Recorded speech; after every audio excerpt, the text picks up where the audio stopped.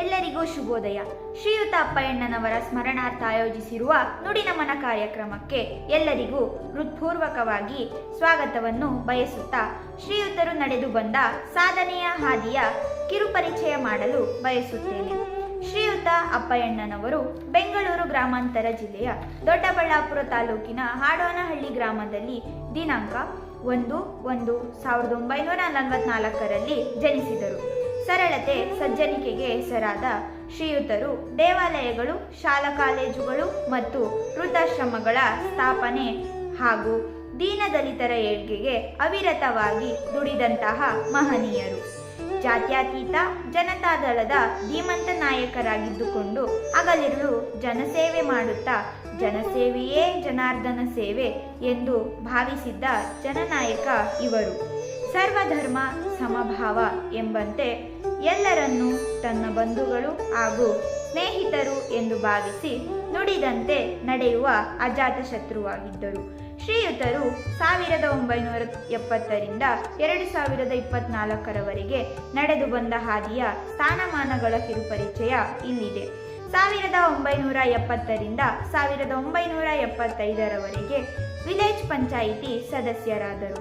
1978ರಿಂದ 1983 ಆಡೋನಹಳ್ಳಿ ಹಾಲು ಉತ್ಪಾದಕರ ಸಂಘದ ಸಂಸ್ಥಾಪಕ ಅಧ್ಯಕ್ಷರಾದರು. 1983ರಿಂದ 1989 ತೂಗುಗೆರೆ ಮಂಡಲ್ ಪಂಚಾಯಿತಿ ಸದಸ್ಯರಾಗಿದ್ದರು. 1989ರಿಂದ 1993 PLD ಬ್ಯಾಂಕ್ ನಿರ್ದೇಶಕರಾಗಿದ್ದರು. ಶ್ರೀ ಘಾಟಿ ಸುಬ್ರಹ್ಮಣ್ಯ ದೇವಸ್ಥಾನದ ಅನ್ನದಾನ ಸಮಿತಿಯ ಅಧ್ಯಕ್ಷರಾಗಿದ್ದರು ಮತ್ತು ತಾಲೂಕು ವ್ಯವಸಾಯೋತ್ಪನ್ನ ಮಾರಾಟ ಸಹಕಾರ ಸಂಘದ ನಿರ್ದೇಶಕರಾಗಿಯೂ ಸಹ ಕಾರ್ಯಪ್ರವೃತ್ತರಾಗಿದ್ದರು.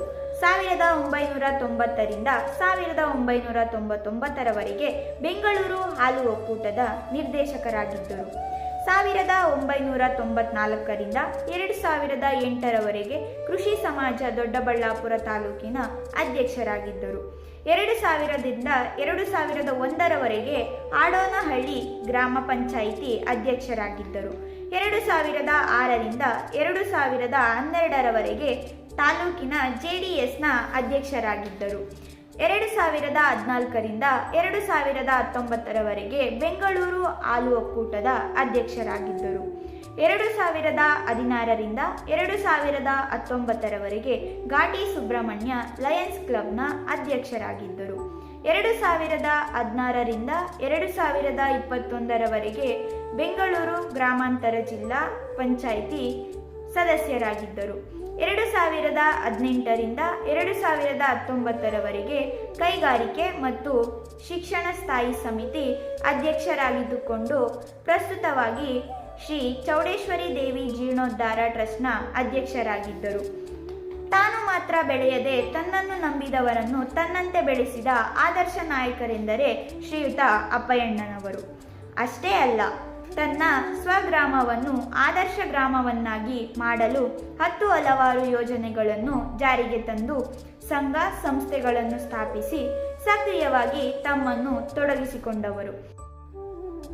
ಗ್ರಾಮದ ಅಭಿವೃದ್ಧಿಗಾಗಿ ಶ್ರೀ ಕನ್ನಡ ಯುವಕ ರೈತ ಸಂಘದ ಸ್ಥಾಪನೆ, ಗ್ರಾಮ ಪಂಚಾಯಿತಿ ಕಟ್ಟಡ ನಿರ್ಮಾಣ, ಶ್ರೀ ಚೌಡೇಶ್ವರಿ ದೇವಿ ದೇವಾಲಯ ನಿರ್ಮಾಣ, ಆಡೋನಹಳ್ಳಿ ಹಾಲು ಉತ್ಪಾದಕರ ಸಹಕಾರ ಸಂಘ, ಕೃಷಿ ವಿಜ್ಞಾನ ಕೇಂದ್ರ ಸ್ಥಾಪನೆ, ಆಯುರ್ವೇದಿಕ್ ಆಸ್ಪತ್ರೆಯ ಸ್ಥಾಪನೆ, ಪಶುವೈದ್ಯಕೀಯ ಆಸ್ಪತ್ರೆ, ರಂಗಮಂಟಪ, ಜೈವಿಕ ಇಂಧನ ಸಂಘ, ಹೈಟೆಕ್ ಗ್ರಂಥಾಲಯಗಳ ಸ್ಥಾಪನೆ, ಸಮುದಾಯ ಭವನ, ಮಹಿಳಾ ಸಂಘ ಘಟಕ, ಗರಡಿ ಮನೆ ನಿರ್ಮಾಣ, ಅರ್ಕಾವತಿ ರೈತ ಉತ್ಪಾದಕರ ಕಂಪನಿ, ಗ್ರಾಮದಲ್ಲಿರುವ ಎಲ್ಲ ರಸ್ತೆಗಳಿಗೂ ಕಾಂಕ್ರೀಟ್ ರಸ್ತೆ, ಡಾಂಬರೀಕರಣ ರಸ್ತೆಗಳ ನಿರ್ಮಾಣ ಕಾರ್ಯದಲ್ಲಿ ತಮ್ಮನ್ನು ಸಕ್ರಿಯವಾಗಿ ತೊಡಗಿಸಿಕೊಂಡು ಆಡೋನಹಳ್ಳಿಯನ್ನು ಮಾದರಿ ಗ್ರಾಮವನ್ನಾಗಿಸಿದ ಹೃದಯವಂತ ವ್ಯಕ್ತಿ ಎಂದರೆ ತಪ್ಪಾಗಲಾರದು.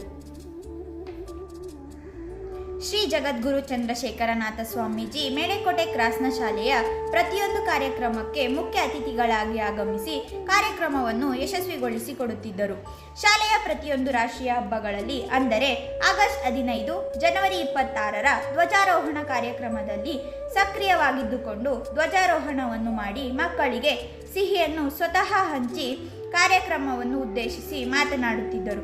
ಅವರಿಗೆ ಮಕ್ಕಳೆಂದರೆ ಅಪಾರ ಪ್ರೀತಿ ವಾತ್ಸಲ್ಯ. ಶ್ರೀ ಆದಿಚುಂಚನಗಿರಿಯ ಶ್ರೀಮಠಕ್ಕೆ ಅನೇಕ ದಶಕಗಳಿಂದ ರೈತರಿಂದ ರಾಗಿಯನ್ನು ಅತಿ ಹೆಚ್ಚಾಗಿ ಸಂಗ್ರಹಿಸುವುದಲ್ಲದೆ ಬೇರೆ ಗ್ರಾಮಗಳಲ್ಲೂ ಜನನಾಯಕರ ಮಾರ್ಗದರ್ಶನದಲ್ಲಿ 100 ಮೂಟೆ ರಾಗಿ ಸಂಗ್ರಹಿಸುವಂತೆ ಮಾಡಿ ಶ್ರೀಮಠಕ್ಕೆ ಕಳುಹಿಸಿಕೊಡುತ್ತಿದ್ದರು. ಪ್ರತಿ ವರ್ಷ ಶ್ರೀ ಆದಿಚುಂಚನಗಿರಿಯಲ್ಲಿ ಆಯೋಜಿಸಲಾಗುತ್ತಿದ್ದ ಆಯುಧ ಪೂಜಾ ಕಾರ್ಯಕ್ರಮದಲ್ಲಿ ಶ್ರೀಯುತ ಅಪ್ಪಯ್ಯಣ್ಣ ದಂಪತಿಗಳಿಂದಲೇ ಮೊದಲ ಪೂಜೆ ನೆರವೇರುತ್ತಿತ್ತು.